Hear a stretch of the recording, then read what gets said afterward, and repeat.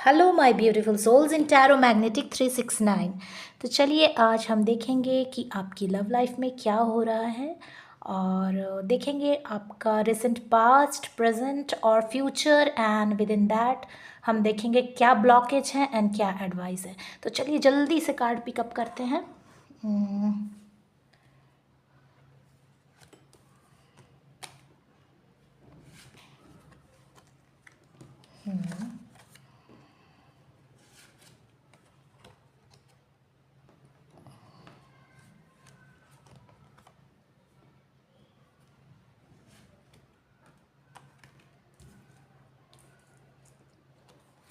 तो ये है 3 कार्ड आपके, आप देख लीजिए। ये है आपका रिसेंट पास्ट, प्रेजेंट और ये है आपका फ्यूचर।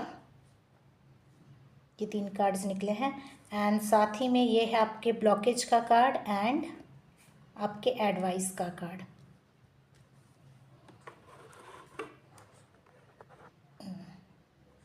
तो चलिए रीडिंग शुरू करते हैं। रीडिंग ये जनरल कलेक्टिव रीडिंग है, मतलब सबके साथ रेजोनेट नहीं होगी, तो जिसके साथ रेजोनेट होगी प्लीज़ वहीं लीजिए। वैसे आप रीडिंग को देख सकते हैं, अगर आपके साथ रेजोनेट होती है ले, अदरवाइज़ ना ले। और ये जेंडर बायस नहीं है ना, तो मेल फीमेल के लिए देख सकते हैं, फीमेल मेल के लिए देख सकते हैं। ठीक है, तो चलिए शुरू करते हैं। यहाँ मुझे सारे वैन्स है, तो मतलब सारे फायर साइन दिखाई दे रहे हैं। एरीज, लियो एंड सेजिटेरियस, ये है आपका फायर साइन। अर्थ साइन हो गए टॉरस, कैप्रिकॉर्न और वर्गो। एंड उसके साथ ही मुझे एयर साइन दिखाई दे रहा है, ये भी एरीज का साइन है। और इसके साथ ही मुझे एयर साइन दिखाई दे रहा है। एयर साइन जेमिनी, लिब्रा और एक्वेरियस है। ठीक है, तो चलिए रीडिंग शुरू करते हैं। तो आपके रिसेंट पास में दिखाई दे रहा है कि आप या आपके पर्सन चीज़ों को होल्ड ऑन करके रखना चाहते हैं, या फिर आपके पर्सन आपको ज़्यादा होल्ड ऑन कर रहे हैं, या फिर आप आपके पर्सन को कुछ ज़्यादा ही आप लोग एक दूसरे को मतलब पकड़ के रखना चाहते हैं, जिसके चलते आप लोगों में बहुत फाइट्स या कन्फ्लिक्ट मुझे नज़र आ रहा है।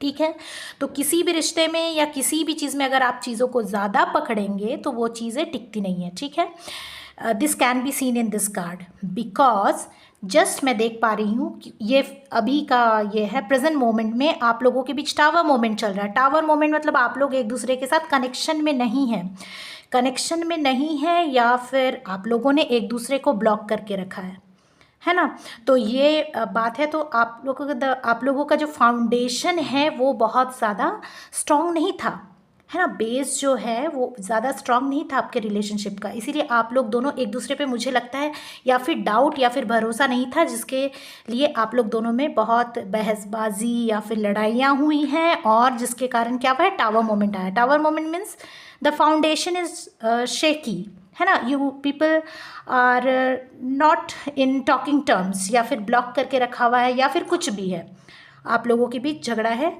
ऐसा मुझे दिखाई दे रहा है अभी ये प्रेजेंट मोमेंट में। और बाद में रिसेंट फ्यूचर अगर आप इसी को लेकर के आगे बढ़ते हैं तो मुझे दिखाई दे रहा है कि फ्यूचर में भी सेम कंडीशन ही पर्जिस्ट कर रहा है ना।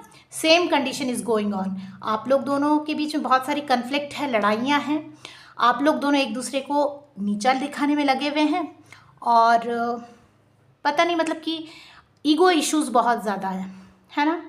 तो ये मुझे दिखाई दे रहा है। तो आप लोग होल्ड ऑन कर रहे हैं एक दूसरे पे, होल्ड ऑन किया तो झगड़ा हुआ, झगड़ा करने के बाद अभी भी आप लोग एक दूसरे को आगे चल के भी नीचा दिखा रहे हैं। तो बेटर कि आप लोग बात करके चीज़ों को सुलझाएं, है ना।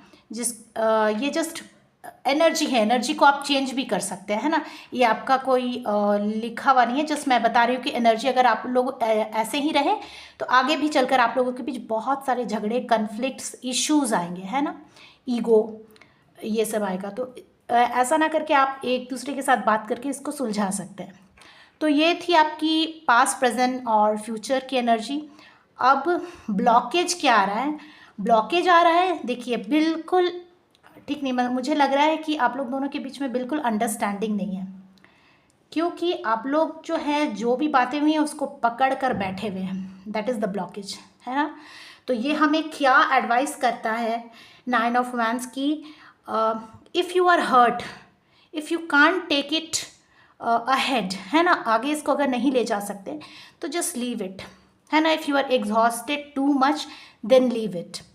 अदरवाइज़ अगर आपको लगता है कि you can keep pushing the things, तो आप एक काम कर सकते हैं, आप थोड़े देर के लिए ब्रेक लीजिए और फिर से चीज़ों को कंटिन्यू कीजिए।